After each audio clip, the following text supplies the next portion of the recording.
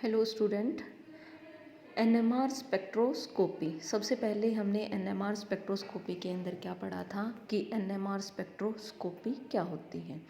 वो स्पेक्ट्रोस्कोपी जो हमें प्रोटॉन के बारे में, प्रोटॉन सिग्नल के बारे में बताए, that is called NMR spectroscopy. NMR spectroscopy हमारी दो टाइप से हो सकती है mainly, proton NMR spectroscopy, C13 NMR spectroscopy, जिसके बारे में पहले मैंने बता दिया था। और जो एनएमआर सिग्नल है, एनएमआर स्पेक्ट्रा मिलने के लिए हम सबसे पहले किस चीज़ की ज़रूरत होती है कि उस न्यूक्लियाई के पास उसकी न्यूक्लियर स्पिन स्टेट होनी चाहिए। वो न्यूक्लियर स्पिन स्टेट के अकॉर्डिंग एक्टिव है या इनएक्टिव है, ये भी मैंने पहले बता दिया था। फिर मैंने क्या बताया था कि प्रिंसिपल ऑफ एनएमआर का प्रिंसिपल कैसे वर्क करता है कि दो ग्राउंड स्टेट और एक्साइटेड स्टेट, दो स्टेट बन जाती हैं। ग्राउंड स्टेट आपकी लोअर एनर्जी की होती है, हायर स्टेट क्या होती है आपकी हायर एनर्जी की। तो दोनों ग्राउंड स्टेट और एक्साइटेड स्टेट के बीच में एक एनर्जी डिफरेंस क्रिएट हो जाता है। जब तक उस न्यूक्लियाई को, उस प्रोटॉन को उस एनर्जी डिफरेंस के इक्वल एनर्जी नहीं मिलेगी, तब तक वो ग्राउंड स्टेट से एक्साइटेड स्टेट में जंप नहीं करेगा। और जब वो जंप कर जाएगा तो वो उस जंपिंग के अकॉर्डिंग क्या देगा, एक सिग्नल देगा। ये तो हमने पढ़ लिया कि हमने सिग्नल मिल गया, लेकिन उस सिग्नल का ओरिजिन कहाँ से हुआ, तो उसको अब आज हम पढ़ेंगे, ओरिजिन ऑफ सिग्नल और इन एनएमआर स्पेक्ट्रा। जब हमने एक मॉलिक्यूल को जिसके पास प्रोटॉन थे उसको हमने मैग्नेटिक फील्ड में रख दिया। मैग्नेटिक फील्ड में रखने के पश्चात उस मैग्नेटिक फील्ड की जो स्ट्रेंथ थी वो थी कांस्टेंट। हमने किसको वेरी किया, जो फ्रीक्वेंसी, हम डिफरेंट टाइप्स की फ्रीक्वेंसी को उसके ऊपर अप्लाइड कर रहे हैं। तो एक पर्टिकुलर फ्रीक्वेंसी के ऊपर जो ग्राउंड स्टेट का न्यूक्लियाई है वो एक्साइटेड स्टेट में जंप कर जाएगा, और जंप करने के रिस्पेक्ट में उसको क्या मिलेगा, एक सिग्नल। ठीक है। तो जो सपोज करो आपके ग्राउंड स्टेट में 1000 या 100 न्यूक्लियाई थी, तो वो सारे एब्जॉर्ब करेंगे एनर्जी को और जंप कर जाएंगे। इसका मतलब क्या हुआ कि सारे के सारे ग्राउंड स्टेट न्यूक्लियाई एनर्जी को एब्जॉर्ब करके, एक पर्टिकुलर एनर्जी को एब्जॉर्ब करके ग्राउंड स्टेट से एक्साइटेड स्टेट में जंप कर गए। लेकिन ऐसा पॉसिबल नहीं है कि सारे के सारे न्यूक्लियाई एनर्जी को एब्जॉर्ब करके ग्राउंड से एक्साइटेड में चले जाएं। तो ऐसा हम क्या, इसके लिए हम क्या करेंगे कि जो एक्चुअल में होता है कि हम जो फ्रीक्वेंसी है, अप्लाइड फ्रीक्वेंसी है, उसको तो क्या रखेंगे, हम कांस्टेंट करेंगे, और जो मैग्नेटिक फील्ड है हम उसको वेरी करेंगे। उस मैग्नेटिक फील्ड को वेरी करते जा रहे हैं तो एक पर्टिकुलर मैग्नेटिक फील्ड के ऊपर ground state nuclei excited state में जंप कर जाता है, और वो जंप हमें क्या देता है, एक पीएमआर सिग्नल। पीएमआर सिग्नल जैसे ये दिया हमें पीएमआर सिग्नल। तो जो ये पीएमआर सिग्नल मिला है हमें किसके कारण मिला है, फ्लिपिंग के कारण मिला है। और जो फ्लिपिंग हुई है, जो एनर्जी एब्जॉर्ब की है, वो उसने कितनी एनर्जी एब्जॉर्ब की है, ग्राउंड स्टेट और एक्साइटेड स्टेट के बीच में जो एनर्जी का डिफरेंस था, उस एनर्जी को एब्जॉर्ब करके ground state nuclei excited state में जंप किया है, और उससे हमें क्या मिला है, एक पीएमआर सिग्नल। ऐसा तो नहीं हो सकता कि सारे के सारे न्यूक्लियाई की एनर्जी को अब्जॉर्ब करके ग्राउंड स्टेट से एक्साइटेड स्टेट में चले जाएं। तो इसके लिए हम क्या कह सकते हैं कि मॉलिक्यूल के पास एक टाइप के प्रोटॉन नहीं है, और उसके सपोज करो कोई बेंजीन है, इथेन है, प्रोपेन है, तो उनके पास क्या है तो CH3 CH2 CH3। लेकिन जब तक हम इनके केमिकल इन्वायरमेंट, प्रोटॉन के केमिकल इन्वायरमेंट के बारे में हमें पता नहीं लगेगा, तब तक हम नहीं कह सकते कि मॉलिक्यूल के पास कितने टाइप के प्रोटॉन हैं और कितने सिग्नल मिलेंगे। मॉलिक्यूल के अंदर जितने टाइप्स के प्रोटॉन होंगे उतने ही उसको एनएमआर प्रोटॉन स्पेक्ट्रा के अंदर सिग्नल मिलेंगे। तो जो फील्ड स्ट्रेंथ है, प्रोटॉन की, वो किसके ऊपर डिपेंड करती है कि उसने किस मॉलिक्यूल ने कितनी फील्ड, मैग्नेटिक फील्ड एक्सपीरियंस हुई या कितनी फील्ड स्ट्रेंथ उसको मिली। वो किसके ऊपर डिपेंड करती है? प्रोटॉन के सराउंडिंग इन्वायरमेंट पे डिपेंड करती है कि एक प्रोटॉन का सराउंडिंग इन्वायरमेंट कैसा है, उसके टाइप्स, उसके जो सराउंडिंग में कितने टाइप्स के प्रोटॉन हैं, कितने प्रोटॉन हैं, और प्रोटॉन है या दूसरे एटम है वो किस टाइप के हैं।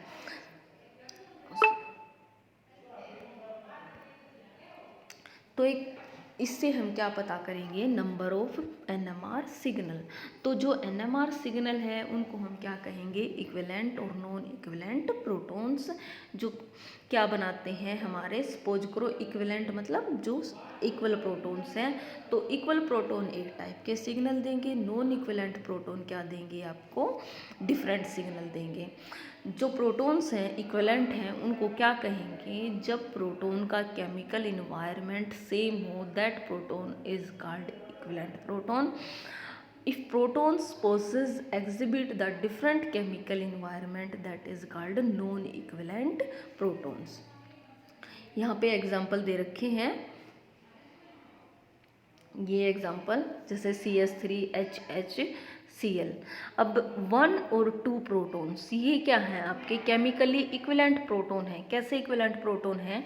जब इस मॉलिक्यूल की हम इसकी मिरर इमेज देखते हैं, सपोज करो मैंने सेकंड प्रोटॉन को रिप्लेस कर दिया जेड से रिप्लेस करेंगे तो यहाँ पे जेड आ जाएगा, जेड आएगा और यहाँ पे H है एज इट इज़। जब इसकी हम मिरर इमेज देखते हैं, इस मॉलिक्यूल की इसके साथ मिरर इमेज देखते हैं, तो ये क्या है? ये मॉलिक्यूल और ये मॉलिक्यूल आपस में क्या है? दोनों मिरर इमेज हैं।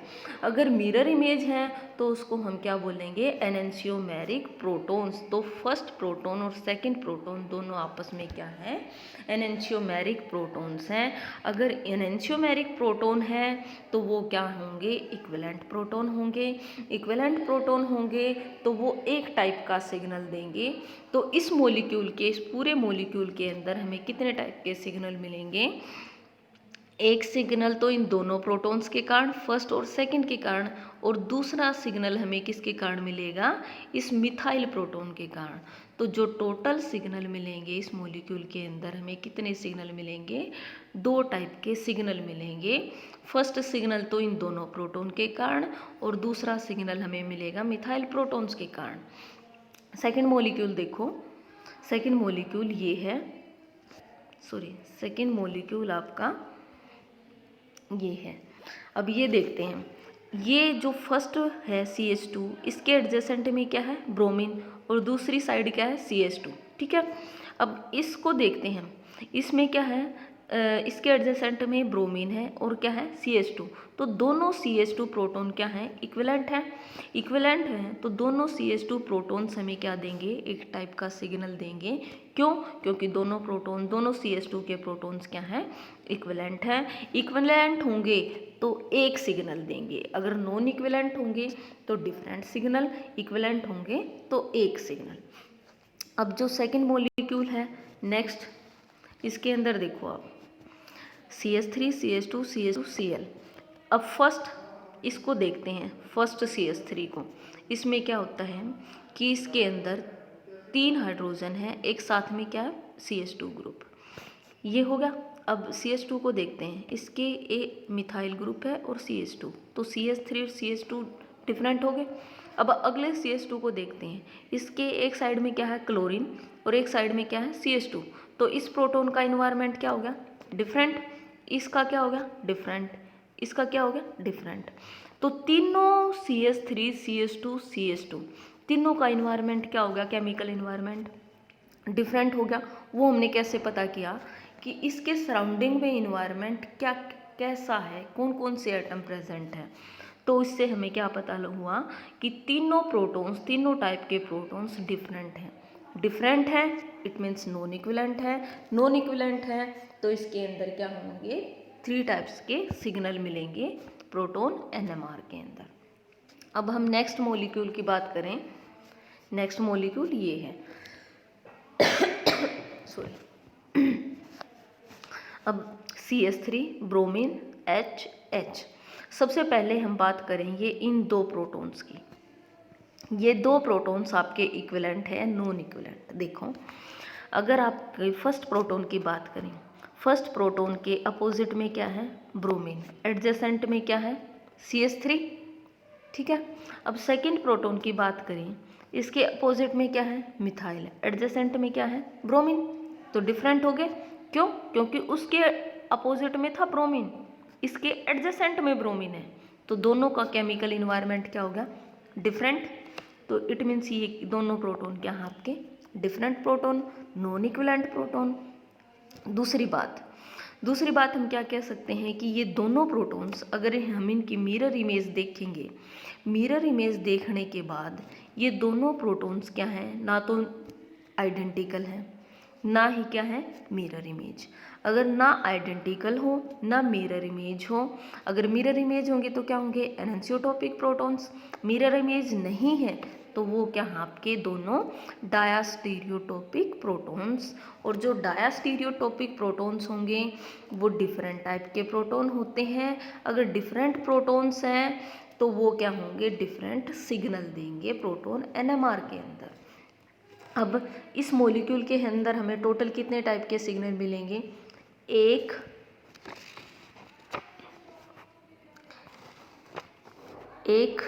तो इस प्रोटॉन के कारण, दूसरा इस प्रोटॉन के कारण, क्यों, क्योंकि ये दोनों क्या थे, डिफरेंट टाइप्स के प्रोटॉन, दो सिग्नल, और एक मिथाइल प्रोटॉन्स के कारण।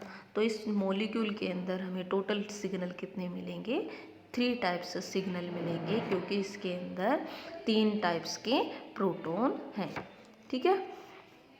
अब अगर हम नेक्स्ट की बात करें, नेक्स्ट मॉलिक्यूल की बात करें, इसके अंदर सपोज करो ये मॉलिक्यूल है, इसमें क्या होगा, सबसे पहले हम फर्स्ट और सेकंड प्रोटॉन की बात करते हैं कि ये प्रोटॉन आपके इक्विवेलेंट है, नॉन इक्विवेलेंट। ये कैसे पता चलेगा, अगर मैंने फर्स्ट सेकंड प्रोटॉन को सब्स्टिट्यूट कर दिया Z से, तो ये बन गया ये। फिर मैंने क्या किया, फर्स्ट प्रोटॉन को रिप्लेस कर दिया Z से। अब इस मॉलिक्यूल के अंदर मैं देखती हूँ कि जो ये मॉलिक्यूल है, इस मॉलिक्यूल की मिरर इमेज नहीं बन रहा, तो ये दोनों टाइप्स के प्रोटॉन हैं, ये डिफरेंट हैं। देखो यहाँ पे मैंने Z से रिप्लेस कर दिया और इसको भी मैंने क्या कर दिया, Z से रिप्लेस। इन दोनों को देख लो बेशक, ये दोनों मॉलिक्यूल भी आपस में क्या है, मिरर इमेज नहीं है, तो वो क्या है आपके डायास्टीरियोटॉपिक प्रोटॉन्स हैं, तो वो क्या देंगे, आपके डिफरेंट टाइप्स ऑफ सिग्नल देंगे। अब बात करें हम उसकी, इन दो प्रोटॉन्स की तो बात होगी, अब हम बात करते हैं इसकी और इसकी। अब देखो ये प्रोटॉन है, थर्ड वाला प्रोटॉन, इसके अपोजिट में क्या है, क्लोरीन, एडजेसेंट में क्या है, मिथाइल, इधर तो हो गया। अब इस मिथाइल की बात करें, ये कार्बन के ऊपर है, इसके इधर क्लोरीन है, इधर क्या है, प्रोटॉन। तो ये जो CH, ये थर्ड वाला प्रोटॉन और मिथाइल वाला प्रोटॉन दोनों डिफरेंट हो गए, तो टोटल कितने सिग्नल हो गए, 1 2 3 4। तो इसके अंदर कितने टाइप्स के प्रोटॉन होंगे, 4 टाइप्स प्रोटॉन होंगे। 4 टाइप्स के प्रोटॉन होंगे तो इसके अंदर हमें कितने सिग्नल मिलेंगे, 4 NMR सिग्नल मिलेंगे, 4 PMR सिग्नल मिलेंगे। PMR मतलब प्रोटॉन न्यूक्लियर मैग्नेटिक रेजोनेंस, ठीक है। अब अगर हम इस मॉलिक्यूल की बात करें, देखो अब ये सबसे पहले हम बात करते हैं इन दोनों मिथाइल ग्रुप की। इस मिथाइल ग्रुप के साथ में क्या है, प्रोटॉन, अपोजिट में क्या है, प्रोटॉन, ठीक है। अब इस मिथाइल ग्रुप की मैं बात करूं, इस मिथाइल ग्रुप के अपोजिट में क्या है, प्रोटॉन, साथ में क्या है, प्रोटॉन, सॉरी यहाँ पे मिथाइल, ठीक है। तो ये मिथाइल ग्रुप और ये मिथाइल ग्रुप का इन्वायरमेंट, एडजेसेंट एटम सेम है, तो इनका केमिकल इन्वायरमेंट क्या है, सेम है। अगर केमिकल इन्वायरमेंट सिमिलर है तो ये दोनों प्रोटॉन्स क्या होंगे, आपके इक्विवेलेंट प्रोटॉन होंगे, सेम टाइप के प्रोटॉन होंगे, सेम प्रोटॉन होंगे, तो सेम सिग्नल देंगे, एक सिग्नल देंगे। अब इन दोनों प्रोटॉन्स की बात करें, देखो इन दोनों प्रोटॉन्स की बात करते हैं, तो इसमें देखो इस प्रोटॉन के साथ में क्या है, मिथाइल, अपोजिट में क्या है, मिथाइल। अब इस प्रोटॉन के एडजेसेंट में क्या है, मिथाइल, अपोजिट में क्या है, मिथाइल। तो ये दोनों टाइप्स के प्रोटॉन भी क्या होंगे, सिमिलर होंगे। सिमिलर होंगे तो इन दोनों प्रोटॉन से हमें क्या मिलेगा, एक सिग्नल। तो जो टोटल सिग्नल है इस मॉलिक्यूल के अंदर कितने हो गए, 1। टोटल सिग्नल इस मॉलिक्यूल के अंदर कितने हो गए, एक सिग्नल तो इन दोनों मिथाइल ग्रुप के कारण और एक सिग्नल इन दोनों प्रोटॉन्स के कारण। तो जो टोटल सिग्नल मिलेगा इस मॉलिक्यूल के अंदर हमें कितने मिलेंगे, 2 सिग्नल मिलेंगे। अब हम बात करेंगे इस मॉलिक्यूल की। अब इसके अंदर देखो, एक मिथाइल ग्रुप है, एक हाइड्रोजन, यहाँ हाइड्रोजन। सबसे पहले बात करते हैं हम इन प्रोटॉन्स की। इस प्रोटॉन के ऊपर क्या है, मिथाइल, नीचे साथ में क्या है, प्रोटॉन। इस प्रोटॉन के ऊपर क्या है, मिथाइल। तो ये वाला प्रोटॉन और ये वाला प्रोटॉन इक्विवेलेंट हो गए, ठीक है। अब इन दोनों प्रोटॉन की बात करते हैं कि ये दोनों प्रोटॉन इक्विवेलेंट है या नॉन इक्विवेलेंट। इस प्रोटॉन के ऊपर तो क्या था, मिथाइल, साथ में क्या था, नीचे हाइड्रोजन। अब इस प्रोटॉन के जो सिस पोजीशन में वो क्या है, प्रोटॉन, और यहाँ क्या है, प्रोटॉन। वहाँ मिथाइल था एक, यहाँ हाइड्रोजन है दोनों साइड। तो ये थर्ड वाला प्रोटॉन और फोर्थ वाला प्रोटॉन दोनों आपस में डिफरेंट हो गए। अब ये 3 प्रोटॉन्स हैं जो थर्ड और फोर्थ प्रोटॉन्स दोनों इक्विवेलेंट हो गए। फोर्थ ये दोनों प्रोटॉन्स इक्विवेलेंट हो गए। तो 2 टाइप्स के प्रोटॉन तो यहाँ से आ गए आपके, और एक टाइप्स का प्रोटॉन आपका मिथाइल का हो गया। तो 1 2 3 टाइप्स के प्रोटॉन आ गए, इट मीन्स 3 सिग्नल। अब बात आती है इस प्रोटॉन की आपके। तो ये प्रोटॉन्स हैं, इसके अपोजिट में क्या है, अगर इनकी बात करें, इन प्रोटॉन्स से देखिए कि ये इक्विवेलेंट इसके हैं या नहीं। तो इसके अपोजिट में है मिथाइल, साथ में क्या है, प्रोटॉन। इन प्रोटॉन्स में ऊपर क्या था, मिथाइल, और नीचे क्या था, प्रोटॉन। तो इस प्रोटॉन का इन दोनों प्रोटॉन से नेचर से अलग हो गया। तो जो टोटल टाइप कितने टाइप्स के प्रोटॉन हो गए आपके पास, टोटल हो गए 1 2 3 और 4। एक प्रोटॉन ये, तो टोटल कितने टाइप्स के प्रोटॉन होंगे, 4 टाइप्स के प्रोटॉन होंगे। 4 टाइप्स के प्रोटॉन होंगे तो इसके अंदर हमें कितने सिग्नल मिलेंगे, 4 टाइप के सिग्नल मिलेंगे इन NMR स्पेक्ट्रा। अब हमारे पास ये भी हो गया कि कितने टाइप के सिग्नल मिलेंगे, कि उसका ओरिजिन क्या है। फिर हमें ये पता लगाना होगा कि जो सिग्नल मिल रहा है हमें NMR स्पेक्ट्रा के अंदर, उसकी पोजीशन क्या होगी, उसको वो कहाँ पे मिलेगा, कि हमें उसकी वैल्यू, जैसे हम वैल्यू कहते हैं कि भाई IR में आपने पढ़ा होगा कि कार्बोनिल ग्रुप की आपको कितने पे वैल्यू मिलती है, 17 से 1600 के आसपास मिलती है, या जो एसिड है उसकी कितने पे मिलती है, या एल्डिहाइड है उसकी पीक अपन कितने पे मिलती है। तो ऐसे ही हम प्रोटॉन NMR स्पेक्ट्रा के अंदर भी ये पढ़ेंगे कि जो पोजीशन है सिग्नल की वो कहाँ पे मिलेगी, उसकी वैल्यू अप्रोक्स कितनी होगी। तो उसको हम बोलेंगे शिल्डिंग एंड डिशिल्डिंग ऑफ प्रोटॉन्स। जब हम मॉलिक्यूल को मैग्नेटिक फील्ड के अंदर रखते हैं, ये तो मैं पहले भी बता चुकी हूँ कि उस मैग्नेटिक फील्ड के अंदर जो मैग्नेटिक फील्ड में रखेंगे तो जो प्रोटॉन है, प्रोटॉन की किससे बाउंड है, किसी दूसरे एटम से बाउंड है। और जो प्रोटॉन और दूसरे एटम के बीच में बॉन्ड होगा उसके अंदर क्या होंगे, इलेक्ट्रॉन भी होंगे। तो जब हम मैग्नेटिक फील्ड अप्लाई कर रहे हैं तो उस सर्कुलेशन, जो इलेक्ट्रॉन है उस एटम के अंदर, उस बॉन्ड के अंदर, उस पर भी इफेक्ट होगा। तो जो मैग्नेटिक फील्ड के एप्लीकेशन से, मैग्नेटिक फील्ड के अप्लाइड से जो इलेक्ट्रॉन है बॉन्ड के अंदर उसका भी सर्कुलेशन होगा। और जो वो इलेक्ट्रॉन है बॉन्ड का, उसके सर्कुलेशन से एक दूसरी फील्ड प्रोड्यूस होगी। उस फील्ड को हम क्या बोलेंगे, इंड्यूस्ड मैग्नेटिक फील्ड।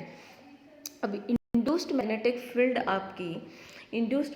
फील्ड आपकी अपोज भी कर सकती है अप्लाइड फील्ड को, या उसको उसकी डायरेक्शन में भी लाई कर सकती है, उसको बोलते हैं अलाइन। तो जो इंड्यूस्ड मैग्नेटिक फील्ड है या तो अप्लाइड फील्ड को अलाइन करेगी या उसको क्या करेगी, अपोज करेगी। सपोज करो ये मॉलिक्यूल आपका, ये है स्पिनिंग न्यूक्लियस, और जो ये है आपकी अप्लाइड मैग्नेटिक फील्ड, और जो सर्कुलेशन है इलेक्ट्रॉन का वो है इस डायरेक्शन में। ऐसे जो मैग्नेटिक फील्ड है ये है आपका नॉर्थ पोल, ये है आपका साउथ पोल। जो मैग्नेटिक फील्ड है वो नॉर्थ की तरफ जा रही है, जबकि जो अब इंड्यूस्ड फील्ड है, जो इंड्यूस्ड फील्ड हुई है आपकी, वो ये है, ये तो ये नॉर्थ की तरफ जा रही है ये भी। तो दोनों अप्लाइड फील्ड और इंड्यूस्ड फील्ड दोनों सेम डायरेक्शन में है, उसको क्या बोलेंगे, अलाइन। दोनों क्या कर रही है, एक दूसरे को अलाइन कर रही हैं। अगर सेम डायरेक्शन में है तो ये क्या है आपकी अप्लाइड फील्ड, और जो मैग्नेट इंड्यूस्ड फील्ड हुई है वो दोनों क्या है, सेम डायरेक्शन में है। अगर दूसरी दोनों सेम डायरेक्शन में होंगी, दोनों सेम डायरेक्शन में ही होंगी, इंड्यूस्ड फील्ड और अप्लाइड फील्ड, उस केस में क्या होगा, इट मीन्स जो दोनों सेम डायरेक्शन में है तो जो उसको अप्लाइड फील्ड मिली है वो ज़्यादा होगी। अप्लाइड फील्ड वो प्रोटॉन क्या करेगा, ज़्यादा एक्सपीरियंस करेगा, ज़्यादा मिलेगी उसको, तो वो प्रोटॉन्स क्या होगा, डी शील्ड हो जाएगा। डी शील्ड मतलब वो थोड़ा सा उससे दूर हो जाएगा। डी शील्ड होगा तो उसको कम फील्ड देनी पड़ेगी उसको सिग्नल को देने के लिए, क्योंकि उसके पास तो पहले ही एक्स्ट्रा फील्ड है। अलाइन करने के कारण उसके पास पहले ही एक्स्ट्रा फील्ड है, तो उसको सिग्नल देने के लिए कम फील्ड अप्लाई करनी पड़ेगी। तो जो सिग्नल मिलेगा हमें डाउन फील्ड पोजीशन में मिलेगा, और वो प्रोटॉन्स क्या होंगे, आपके डी शील्डिंग टाइप के प्रोटॉन होंगे। डाउन फील्ड सिग्नल मतलब टीएमएस सिग्नल से इधर की तरफ जितना सिग्नल होगा, जितनी पोजीशन होगी सिग्नल की, उसको डाउन फील्ड सिग्नल बोलते हैं। और जितना टीएमएस के पास जाता जाएगा उसको बोलते हैं अप फील्ड सिग्नल, उसको बोलेंगे अप फील्ड सिग्नल। और जितना टीएमएस से सिग्नल आपका दूर जाता जाएगा उसको बोलेंगे डाउन फील्ड सिग्नल। अब दूसरे केस में बात करें, अगर जब आपकी इंड्यूस्ड मैग्नेटिक फील्ड अपोज कर रही है, क्या कर रही है, अपोज, उस केस में अपोज कर रही है, उस केस में जो मैग्नेटिक फील्ड एक्सपीरियंस कर रहा है प्रोटॉन, वो क्या होगी, कम होगी, क्योंकि उस केस में क्या थी, अलाइन कर रही थी, जो उसको फील्ड एक्सपीरियंस होनी चाहिए थी उससे ज़्यादा हो रही थी। लेकिन इसमें अपोज कर रहा है तो जो प्रोटॉन को फील्ड एक्सपीरियंस हो रही है वो कम हो रही है। उस टाइप पे प्रोटॉन्स क्या होंगे, आपके शील्डिंग टाइप के प्रोटॉन होंगे। और शील्डिंग होंगे तो उसको सिग्नल देने के लिए आपको ज़्यादा फील्ड देनी पड़ेगी। तो जो उस केस के अंदर आपका सिग्नल होगा आपको अप फील्ड रीजन में मिलेगा। अप फील्ड मतलब टीएमएस के क्लोज मिलेगा। ठीक है, ये था आपका शील्डिंग और डी शील्डिंग को प्रोटॉन्स की पोजीशन क्या होगी, ओरिजिन क्या होगा सिग्नल का, सिग्नल की पोजीशन क्या होगी, शील्डिंग और डी शील्डिंग क्या होता है। नेक्स्ट हम पढ़ेंगे केमिकल शिफ्ट नेक्स्ट चैप्टर में।